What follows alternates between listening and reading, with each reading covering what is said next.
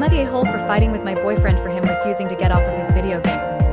My F25 boyfriend, M24, plays games a lot. Some days he'll play for 12 plus hours and will not bother to talk to me unless I go in and start a conversation with him. I truly feel that he has an addiction to it, but he refuses to even acknowledge there is an issue.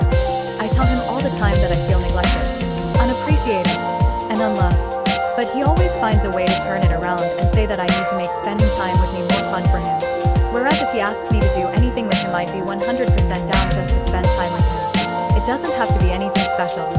We just got into a massive fight because he had asked me to go food shopping with him.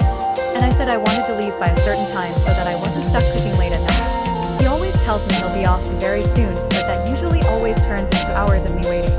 And when I tell him that I feel it's super disrespectful to expect me to wait hours for him, when he had previously agreed to a time, he always turns it around on me and tells me to just go by myself. I know this seems like a simple solution, but he is the one that asked me to go with him.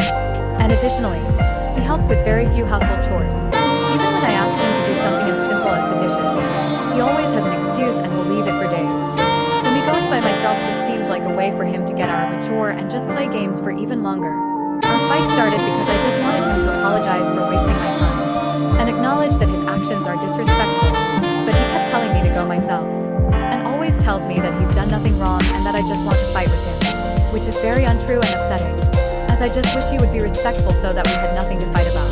I feel like his anger issues stem from his inability and refusal to seek help for video game addiction. He simply will not go more than one day without playing.